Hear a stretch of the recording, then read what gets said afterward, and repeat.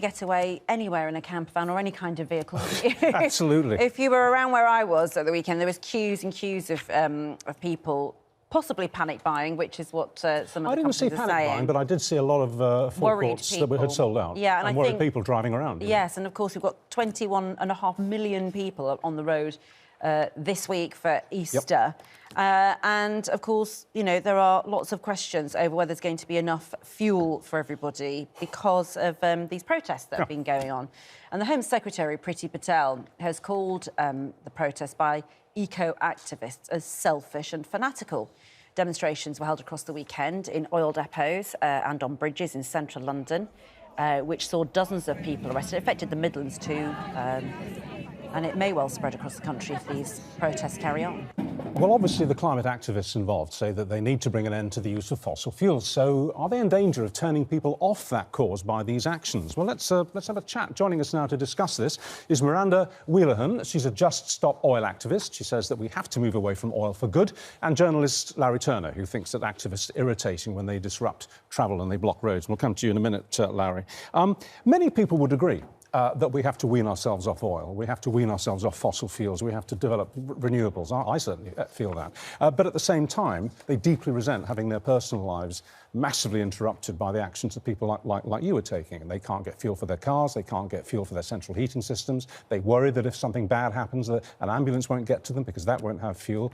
Do you accept that you're possibly alienating people who, in a general sense, would support your background cause? Because you are alienating them. Yeah, really are. I mean, I would say I don't think any of us want to be disrupting people's lives, but I think given the science and the things that academics are saying about what oil is causing around the world and in this country too, this is the level of action that needs to be taken when our government is failing on their energy policies and their climate pledges. But you'd accept, wouldn't you, that it's a very complicated discussion to be had. It's a very complicated thing. And this Just Stop Oil slogan is very playgroundish, isn't it? It's very Vicky Pollard. It's quite childish. Just stop oil. I mean, come on, there's more to say than that, isn't there? I would say that the answers are actually very simple. We need to stop new oil licensing, and that's all we're asking. You know, with the oil reserves that we have now and the oil fields that we have that are still going, that would provide us with 8 years of oil if we said no to new oil, and that's what we're asking for. But how do the blockades advance that argument? They don't, do they? They simply cause nothing but disruption, and you get a negative reaction. I've got to tell you, we were expecting to get some messages of support from our viewers for you. We haven't had one, not one. We've had nothing but furious complaints from people. Nothing positive at all. I wonder if any of you have read the latest IPCC reports that have come out this year. Yeah. You know, what they have said is that we are on the road for climate catastrophe. We are on the road for 3 degrees of warming. This will happen to my generation, to your children's generation, potentially to your grandchildren. And I think we have a moral responsibility to act now. You know, we're supposed to be climate leaders. We're geopolitical leaders. We could set the way for the whole planet by committing to stopping oil, moving to energy efficiency, moving to renewables, moving to insulation. And I think the children and the future deserve at least that. There are, from, I think, 2020, Larry, the source of UK electricity from renewables outstripped what we use from fossil fuels.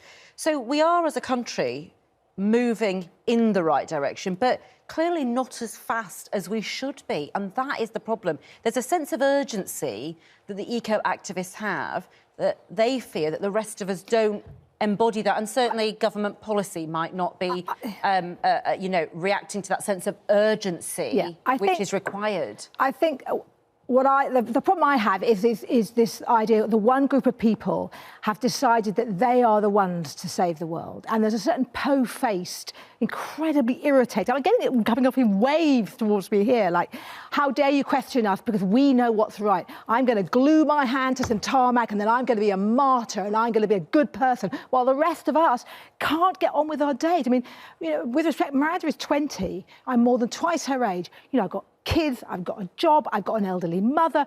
We have to get on with our lives. Most people feel they're doing their bit. They are doing the recycling.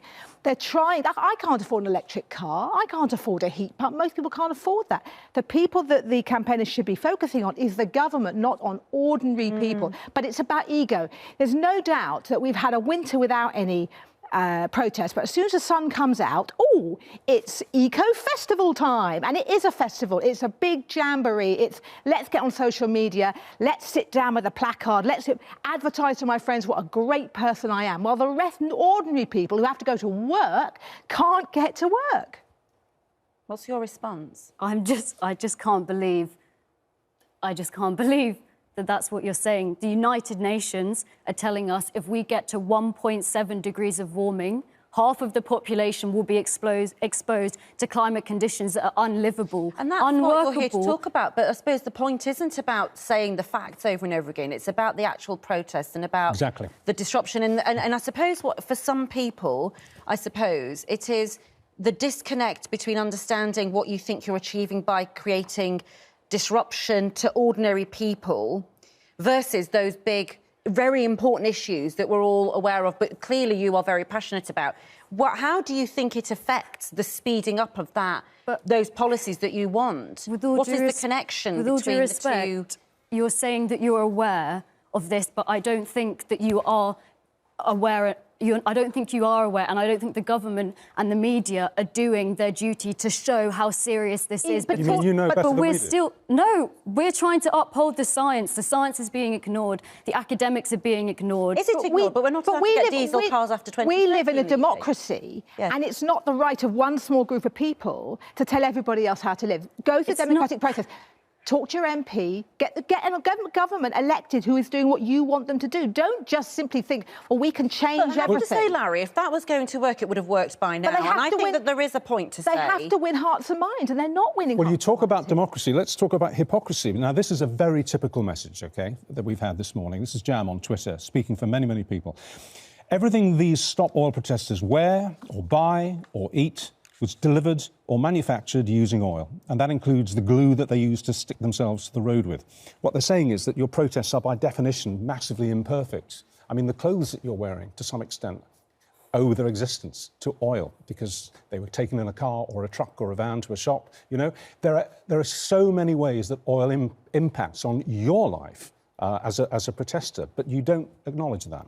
We're talking about crop failure by 2030. We're talking about people in this country right now in fuel poverty because of the prices of oil, and you're talking about the clothes that I'm wearing. No, listen, but this is so serious. To be fair, up to now, you've answered questions, but that's a complete avoidance of the question. What about the accusation of hypocrisy, that actually you owe your lifestyle just as much to oil as the rest of us? If we want to talk about hypocrisy, look at the government that has pledged for net zero by 2050, and now they're looking at opening 42 new oil fields, which will be releasing fossil fuels into the 2050s. That is a death sentence for my generation and for your children. Are you going to answer that question, or would you rather not?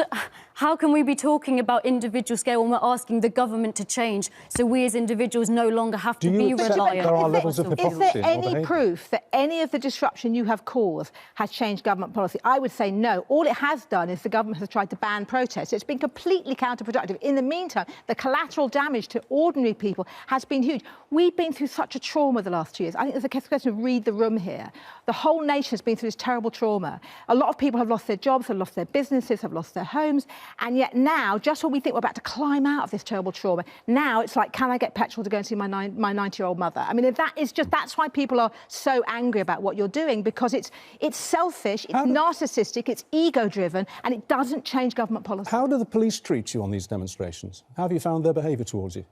I mean, it's not really a pleasant experience, but I think that's a price worth paying when we're looking at the future. And I do apologise for disruption that is going on. I don't want to be causing disruption to people, but I genuinely feel like we have no other choice. We have done petitions. You know, there's a man on hunger strike outside Parliament. He's been there for 29 days and he's been ignored by our government. That is peaceful protest, and we've tried. Downing Street or Parliament rather than ordinary... But we have tried that. We sent a letter to the government asking for a conversation. There's someone on hunger strike, like I said. We've done marches, we've sat outside, we've tried to engage and it doesn't work. And this is so serious. And I ask you, please, to talk about. The people of this country deserve to know how serious the future is going to be. And this is minimal disruption for what is coming. You were arrested, obviously, but released without charge. Can I just very quickly ask you, how long do you protest for before the police eventually arrest you? How long do you sit there It's just, it depends the tactics that people use, if they're locked on or...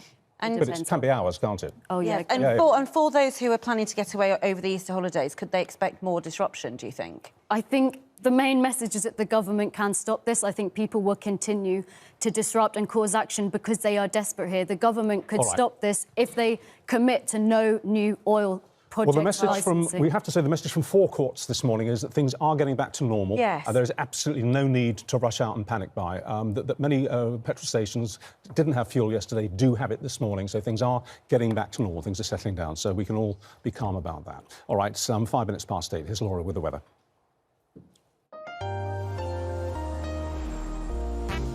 Although you may see a cold snap in the morning, temperatures will rise dramatically by the afternoon. Box boilers, proud sponsors